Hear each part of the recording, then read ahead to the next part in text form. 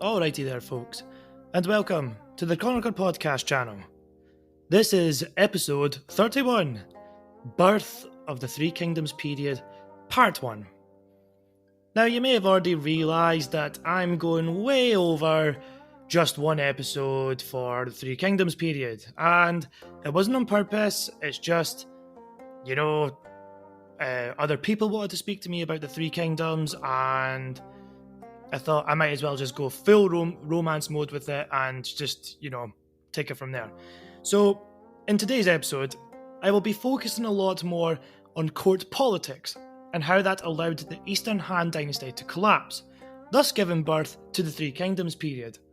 There are a few names you need to keep an eye on, for example, Emperor Lin, concubine or Empress Dowager He Jin, Dong Zhuo, and Yuan Shao. There is another prominent figure amongst all of this. His name is Cao Cao, but I've spent the last 3 weeks uploading episodes where I discussed nothing but Cao Cao with Mark from the Warlords of History podcast, so I will do my best to avoid speaking about Cao Cao in this episode. And speaking of the Warlords of History podcast, be sure to check out Mark's website at www.warlordsofhistory.com. Now say it one more time, www.warlordsofhistory.com. If you liked the episodes I discussed with Mark and want to see more of his content, then that's where you should go. And of course, if you liked the chat that I had with Mark and you want to feature on the show, or you know somebody who would like to feature on the show, then feel free to reach out to me at thechroniclerhistory@gmail.com. And of course, if you are listening to the show on Apple Podcasts, be sure to leave a review, please. It does help the show grow. And of course, I am on YouTube as well now, so head over to search for the Chronicler Podcast and you will find my YouTube channel, and be sure to like and click that bell button when you get the chance.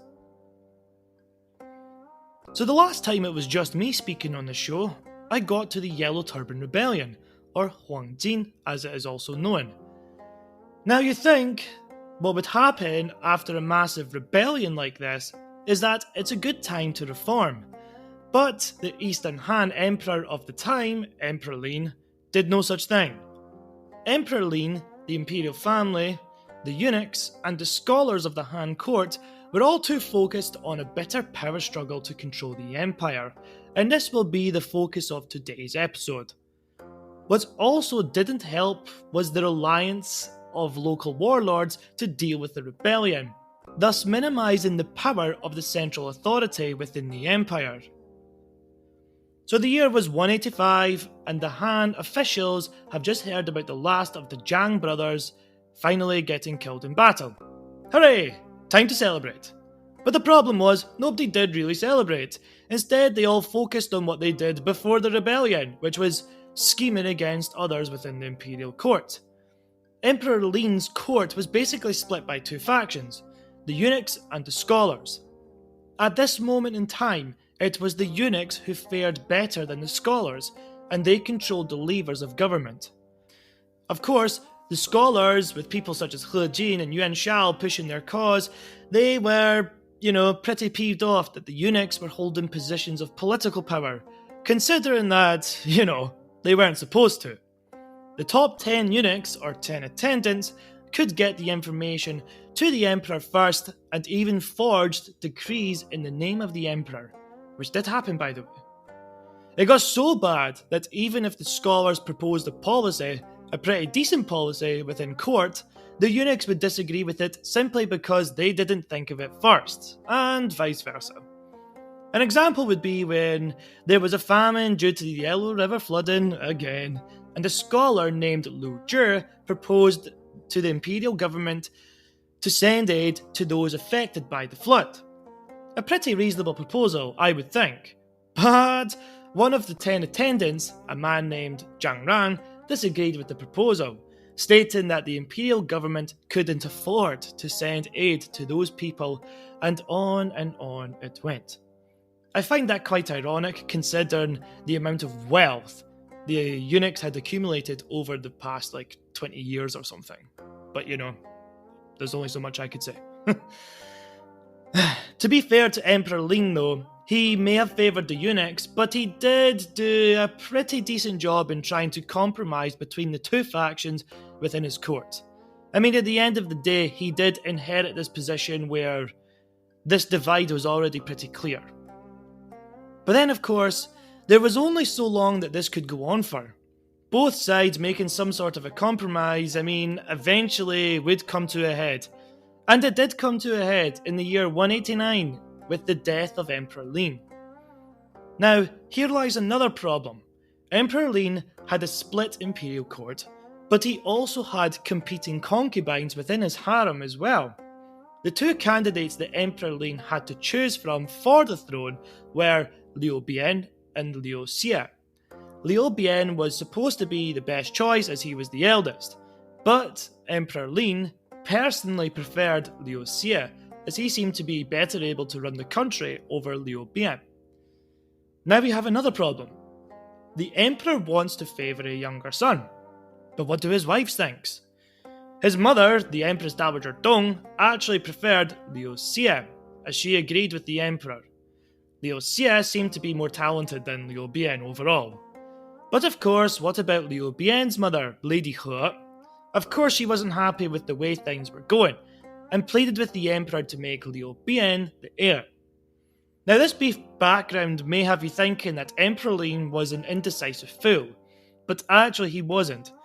You see, when there was a succession crisis like this with a divided court, people began to pick sides really fast. Emperor Lin personally favoured Liu Xie, like I mentioned earlier, but Empress He's family had all reached high positions of power. For example, her half-brother He Jin was now one of the top dogs amongst the scholars, so it only makes sense to please the scholars and He Jin, otherwise there would be chaos to follow. Before going on though, I do want to talk a little bit about Lady or Empress He, as I found an interesting story about her. By all accounts, Empress He was a really beautiful woman, hence why she was picked by Emperor Lin as a consort. But she was also extremely jealous. So jealous in fact that when another concubine became pregnant and had a son, Empress He allegedly poisoned that poor old woman, or poor young woman I should say, and the baby.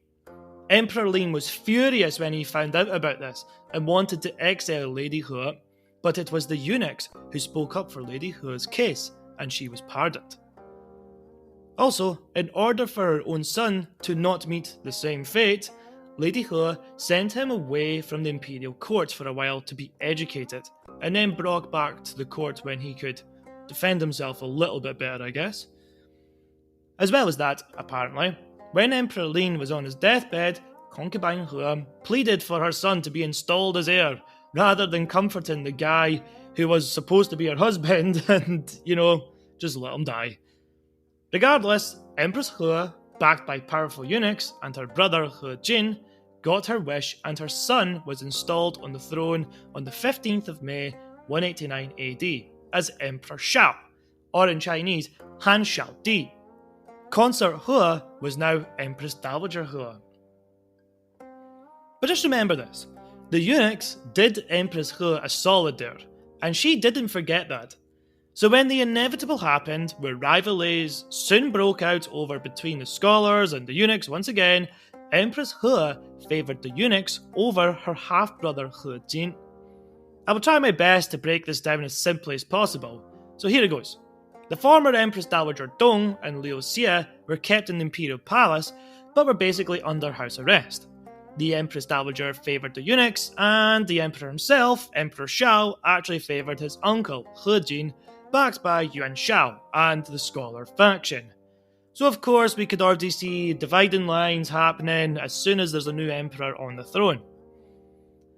It all came to a head when Yuan Shao spoke to He Jin, suggesting that He Jin kills all of the eunuchs. Now of course, it wasn't going to be as easy as killing a few yellow turbans. The eunuchs did have some serious power, not to mention the support of the Empress Dowager He. So they couldn't exactly be upfront about it. They needed legitimacy. He Jin loved the idea, so he went over to Empress Dowager He for a private chat. and petitioned her to kill all of the eunuchs within the palace. He said something along the lines of, "Sister, I implore you to kill the 10 attendants. They are the real people behind the throne who control the empire. It is against the will of heaven. I hope you can let me deal with them." Of course, by deal with them, he meant kill them. And by the way, that is not a quote from He Jin. I just kind of made it up because, it was a private chat, so there isn't so much a record about it, apart from what other people said. Now, by all accounts, in this private chat to his sister, someone overheard the conversation and told the eunuchs about He Jin's plot. What made matters worse was that Empress He refused to listen to He Jin. As a solution, He Jin then asked for advice from both Yuan Shao and Cao Cao. Yuan Shao suggested the following: 客教师范影响知识，乐兵来进来进，今这样数，此学学技，不容才互不从。In English, what this basically meant was that Yuan Shao wanted to invite the other warlords of the empire to come to Luoyang in order to convince Empress He that the eunuchs had to go. And by convince, of course I mean threaten, and who knows, maybe the warlords could do the deed for He Jin, keeping his hands clean. Cao Cao was actually against the idea, saying that it would bring even more chaos to the capital. But He Jin listened to Yuan Shao and he liked the idea. So he sent letters to warlords such as Liu Bei, even though he was quite small, but he was still a member of the imperial family, another man named Lu Zhi, Ding Yuan, and Dong Zhuo. Dong Zhuo from the northwest seen the letter and immediately set out to Luoyang. He knew what the score was, whereas the other warlords kinda got bogged down in with minor rebellions taking place as they travelled to the capital. He Jin, the idiot who listened to the other idiot Yuan Shao, realised he had made a blunder. By inviting all of these warlords to the capital, it was basically inviting someone to usurp power through the force of arms. Dong Zhuo, in particular, was one to be especially careful of, as he had the largest power base in the northwest, not to mention the best cavalry, if anybody was interested in that. He Jin then sent letters to tell Dong Zhuo to stop, but the latter ignored He Jin's pleas and kept on marching. He just said, "Oh, I didn't get the letter, what are you talking about?" Like, that's no big deal. However, he eventually did stop at the outskirts of Luoyang when another warlord arrived on the scene, a man named Ding Yuan, who could then check Dong Zhuo's power. As for He Jin, he would meet his fate at around this time in September 189. There are two accounts as to what happened to him next, and I will outline them here for you. The first is that He Jin was delighted to see Dong Zhuo finally stopped, and he rushed into the imperial palace to report this to his half-sister, Empress Dowager He, who was also uneasy with the speed in which Dong Zhuo was advancing his army. However, the eunuchs saw He Jin and they thought, well, here he is, unarmed, without a bodyguard, let's go and kill him. And they butchered him, cut off his head, then threw it over the walls of the imperial palace. That's the first account. The second account is a little more devious on the eunuch's part, and this seems to be the more commonly accepted information as to what actually happened to He Jin when he met his fate. As it goes, the eunuchs, who were basically cornered at this stage, were all ears for any plan to get rid of He Jin. Zhang Rang, the top eunuch, came up with a rather simple ploy, to be honest. He petitioned Empress Dowager He to summon He Jin to her palace to discuss the business of the eunuchs in order to reach a compromise. So Zhang Rang actually approached the Empress and said, "Look, how about we talk to He Jin and try and figure something out? We're trying to do it peacefully." Now, of course, Empress Dowager He thought, well, that's actually a good idea. What she didn't know, though, was that He Jin was never going to make it to her. So, Getting the letter, He Jin couldn't exactly ignore a summon from the Empress Dowager. So off he went to the palace completely alone and unarmed, expecting to see his sister. But of course, he never made it to the Empress, because as soon as he was within the Imperial Palace walls and the gates were shut, the eunuchs sprang out from their positions and butchered He Jin, cut off his head, then flung it over the walls. Before He Jin went into the palace, both Yuan Shao and Cao Cao strongly advised He Jin to take some bodyguards in with him, but he refused, which again was extremely foolish on He Jin's part. But I did read something as to maybe why he didn't go in with any bodyguards. For example, Yuan Shu was apparently in the Imperial Palace at this time as well, who had his own bodyguards, so maybe He Jin was thinking that Yuan Shu would escort him to his half-sister. But of course, it does seem that He Jin was rather arrogant and believed the eunuchs wouldn't do anything to him. So, take it the way you want to see it. You could call He Jin an idiot, or you can call Yuan Shu an idiot as well. Although, from that source I did read, it did say that Yuan Shu actually did this on purpose, because he wanted chaos, and then that way from the chaos he could build his own dynasty. Which, when you look at Yuan Shu's character, it seems plausible. So once He Jin's head came flying over the palace walls, Yuan Shao, his half-brother Yuan Shu, Cao Cao, as well as other officials, stormed the Imperial Palace and killed every eunuch they could find. It was a total slaughter. Every eunuch that was in there was killed. Some eunuchs tried to take the clothes of imperial consorts, who were women, and then tried to pass as women. But catching wise to the act, all men and women had to strip to prove that they weren't eunuchs. The entire Imperial Palace became a killing zone, and soon the whole place went ablaze. This caused even more chaos, and the fire could have spread to the rest of Luoyang. And that's when even the people of the capital began to riot in protest of just what the hell was going on within the capital at this time.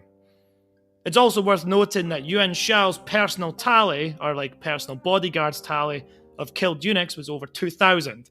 And the Imperial Seal, that big huge block of jade that shows imperial authority, that gives emperors the mandate of heaven, that also got lost in all of this chaos.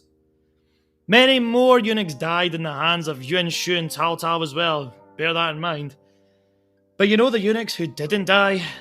The majority of the 10 attendants, a confused Empress Dowager Hu, as well as 2 frightened young boys, Emperor Shao and his half-brother Liu Xie.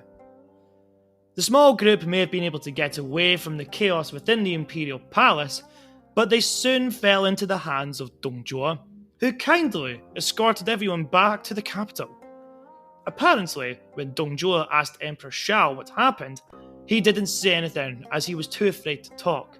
But Liu Xie actually spoke to Dong Zhuo and laid out what happened in a lot of detail. Impressed by the young boy, Dong Zhuo made up his mind that Liu Xie should be enthroned rather than Liu Bian or Emperor Shao. Upon entering the capital, Dong Zhuo and everyone else soon came to realize that it was Dong Zhuo who held all of the power now, and saved the imperial family, and his soldiers brought stability to a capital that was in total chaos. The stability, however, would be swapped for a reign of terror within the capital, as Dong Zhuo would act just in almost every cruel way imaginable. However, all of the gruesome stories in regards to Dong Zhuo will have to wait until next time, I'm afraid. I must admit, when I said I would cover the Three Kingdoms period in one episode, I must have been lying to myself, because that just isn't going to happen. As I haven't even got to the Three Kingdoms being close to being established yet. And, of course, I need to mention this now, I had an amazing chat with Zhong Zhu about Romance of the Three Kingdoms as a novel, which characters within the novel got a boosted reputation alongside those who didn't. He has actually done a podcast going through the entire novel, Romance of the Three Kingdoms, chapter by chapter, So feel free to check it out on his website, www.threekingdomspodcast.com with the number 3. I'll say it again, www.threekingdomspodcast.com with the number 3. John is actually doing another project right now, another famous Chinese novel called Shui Hu, or The Water Margin, which is all about bandits and, breaking the law and all these things in the middle of the Song Dynasty. So feel free to check that out once you've checked out the Three Kingdoms podcast.